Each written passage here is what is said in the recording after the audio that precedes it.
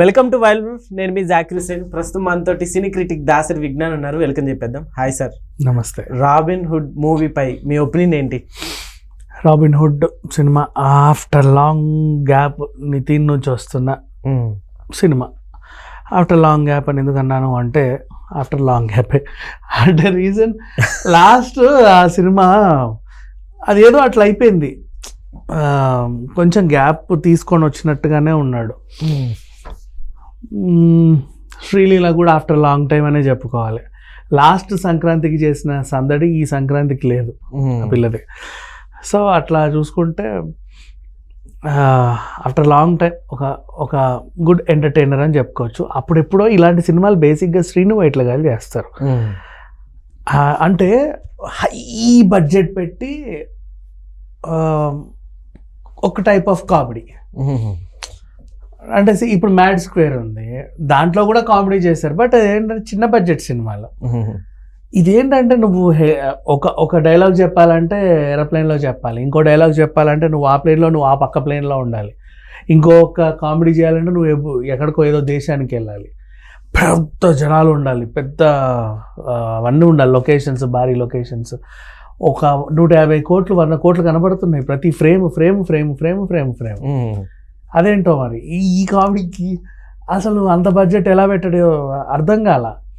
అంటే మనం ట్రైలర్లో చూసినట్టు మన 4 fathers చెప్పినట్టు ఈ అమ్మాయికి 4 fathers అని అడిగితే 4 fathers అంటే 4 తండ్రులు నలిగిపోయిన అమ్మ కాదు, మన పూర్వీకులు అని అర్థం అని చెప్పి పూర్వీకులు అంటే అని చెప్పి మళ్ళీ దాన్ని అంటే అసలు ఏమీ తెలియని వ్యక్తి లాగా. నెక్స్ట్ ఒక పెద్ద లైక్ ట్రంప్ లాంటి వాళ్ళు వస్తే ఎలాంటి సెక్యూరిటీ ఇవ్వాలి అంటే ముసలి ముతక Z+ కేటగిరీని పెట్టమంటే ముసలి ముతక వాళ్ళు ఇదేంటి రేపు మాపు పోతారు అని దగ్గుతోనో జలుబుతో ఉండే వాళ్ళని పెట్టారు. అంటే అదొక కామెడీ. అంటే నీకు ఎట్లా చెప్పాలి, జబర్దస్త్ కామెడీ చేయడానికి మనం బంగారు సెట్ వేసినట్టు ఉంది సింపుల్గా చెప్పాలంటే. Okay, but it's okay, not bad. ఏ సినిమాకి ఆ సినిమాయే అందం, దాన్ని మనం ఏం అనలేం. Robin Hood such a good film after long back. నితిన్కి ఒక మంచి కామెడీ సినిమా. నితిన్ కామెడీ టైమింగ్ చాలా బాగుంటుంది, ఒక్కొక్కరిది ఒక పంద. ఇప్పుడు చిరంజీవి గారి కామెడీ టైమింగ్ ఒకలాగా ఉంటుంది, మోహన్ బాబు గారి కామెడీ టైమింగ్ ఒకలా ఉంటుంది, వెంకటేష్ అతనిది. అలా నితిన్ కూడా ఒక టైప్ ఆఫ్ కామెడీ టైమింగ్ ఉంటుంది, బాగా చేస్తాడు. ఫూల్స్ని చేయడం కానీ లేకపోతే వాళ్ళని ఇంకేదన్నా that will be good.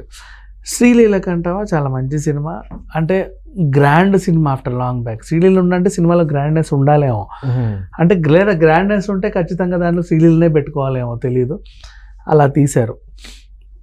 Everything it's okay అబ్బా. బట్ సినిమా ఇప్పుడు మంచి కాంపిటీషన్లో వచ్చింది. లైక్ మ్యాడ్, నిన్నేమో ఎంపురాను, ఇప్పుడేమో ఇది, రేపు వచ్చేది సికిందర్. మధ్యలో ఈయన కూడా ఉన్నాడమ్మో,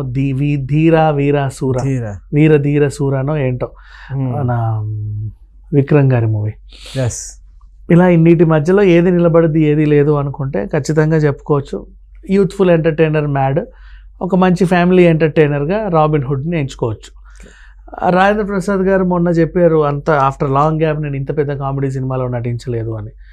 బట్ అంతగా ఆయన పాత్ర ఏం లేదు, మిగతా క్యారెక్టర్స్ చేసే కామెడీ కూడా ఎక్కువే ఉంది. వెన్నెల కిషోర్ గురించి ఆబ్వియస్లీ మనం చెప్పుకోవాల్సింది ఏమీ లేదు. అండ్ ఎవ్రీథింగ్ ఈ సినిమా హిట్ అవుద్దేమో అన్న అభిప్రాయం అయితే నాకుంది. ఓకే, మరో భీష్మ లాంటి హిట్ ఇస్తారనుకోవచ్చా? అంతకంటే అంటే అది భీష్మ అప్పుడెప్పుడో కరోనా టైంలో వచ్చి డిస్టర్బ్ చేసింది అబ్బా అందరినీ. లైక్ ఇది హిట్టా ఫ్లాపా అర్థం కాని సిచ్యువేషన్లో బాగా ఆడింది. అండ్ ఆ టైంలో థియేటర్లో కూడా సగమే నింపాలి, ఒకడు అక్కడ కూర్చుంటే ఇంకొకటి ఈ మూలకు కూర్చోవాలి అన్నట్టు పెట్టారు. అలా కూడా బాగానే ఆడింది సినిమా, గందరగోళంలో ఆడేసింది. బట్ ఇట్స్ ఓకే, ఈ సినిమా అయితే the best cinema, very good movie అని చెప్పుకోవచ్చు. నాకు అనిపిస్తుంది మరి రిలీజ్ అయిన తర్వాత ఎలా ఉంటుందో తెలియదు, ఇంకొన్ని గంటల్లో రిలీజ్ కాబోతుంది. బట్ అప్పుడు దీని గురించి ఇంకా క్లుప్తంగా మనం మాట్లాడుకోవచ్చు.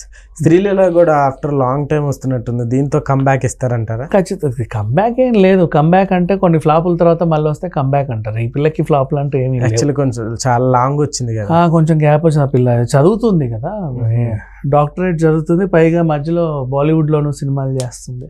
సో అందుక మాత్రం గ్యాప్ ఉంటుంది, నష్టమేం లేదు. బట్ శ్రీలీలే తక్కువ టైంలో వచ్చి తుఫాన్ లాగా దూసుకొచ్చి గబగబ పెద్ద పెద్ద స్టార్లతో సినిమాలు చేసేసి అలా ఉండింది. ఇంకా చేస్తూ ఉంది, కొంచెం గ్యాప్ తీసుకుంది చదువు కోసం. మంచి సినిమాలు ఎంచుకుంటే ఈ అమ్మాయి మంచి సక్సెస్ అవుతుంది. అండ్ ఇప్పుడు బాలీవుడ్లో నన్ను అడిగితే మంచి 1-2 సినిమాలు హిట్ అయితే ఈ అమ్మాయి ఇంకా కనబడదు. అయితే రీసెంట్గా ప్రీ రిలీజ్ ఈవెంట్లో రాజేంద్ర ప్రసాద్ గారు క్రికెటర్ పైన కొన్ని కామెంట్స్ చేశారు. దీనివల్ల ఇంకా మూవీకి బజ్ పెరిగిందంటారా ఏమన్నా? అట్లా ఏం లేదులే, ఇది వీళ్ళ మధ్యనే గొడవ. అండ్ ఈ బజ్ కానీ మంచిగా గుర్తు చేసావు నువ్వు. క్రికెటర్ ఆయన ఉన్నందుకు సినిమా అంటే ఇప్పుడు ట్రైలర్లో కూడా అప్పటిదాకా ఉండి లాస్ట్ కట్లో వస్తాడు. ఓ నీ అమ్మ ఇదేంటి భలే ఉంది అనిపించేలాగా. మొన్న ఫంక్షన్కి వచ్చినప్పుడు కూడా అందరూ చూసారు, అసలు రావడం గ్రేట్. ఆ తర్వాత ఇప్పుడు రాజేంద్ర ప్రసాద్ గారు చేసిన కామెంట్లు అంటావా, ఆయన ఏదో తెలిసి తెలియక మాట్లాడాడు, సారీ చెప్పాడు. తర్వాత ఈయన కూడా ఏముందిలే ఇట్స్ ఓకే లైట్ అని జోవియల్గా తీసుకున్నాడు. ఎవరేం అనుకోలే పెద్దగా, కూల్గానే వెళ్ళిపోయింది. ఇప్పుడు సినిమాలో ఇతని క్యారెక్టర్ ఎక్కువ ఉంటే బాగుండు అనిపిస్తుంది. తనకంటే ఒక బజ్ ఉంది. ఎస్ అవును, అసలు ఆయన చూపించిన ఇంట్రెస్ట్ కూడా చూడండి. మామూలుగా తెలుగు డైలాగ్స్ కానీ సాంగ్స్ కానీ ఎక్కువగా ఒక్కటి వచ్చినా బయటికి ఎక్కువ వెళ్ళినా కానీ రీల్స్ చేస్తూ ఉంటారు. ఇప్పుడు మూవీ ఆఫర్ వచ్చినా కానీ చేశారు సౌత్ సైడ్. సో నన్ను అడిగితే ఒక టైప్ ఆఫ్ ఫారిన్ కమీడియన్ లాగానో సీరియస్ కామెడీ చేసే విలన్ లాగానో ఇతనికి ఇంకా బోల్డ్ అనే సినిమాలు వస్తాయి. అవును, చేస్తే పెద్ద పెద్ద సినిమాలు అంటే ఆయన రెమ్యునరేషన్ని భరించగలిగితే తను అంతా తీసుకోవడమే అనుకుంటారు. ఎందుకంటే తనకి ఇష్టం సినిమాల్లో చేయడం, తెలుగు సినిమాలో చేయడం ఇంకా ఇష్టం. సో దానికంటూ రెమ్యునరేషన్ పెద్దగా పట్టించుకోరు. బట్ గౌరవానికి తగ్గట్టు వీళ్ళు కూడా ఎంతో కొంత మంచిగానే ఇస్తుంది. బాగానే పెట్టారు సినిమాలో, ప్రొడక్షన్ వాల్యూస్ బాగానే ఉన్నాయి.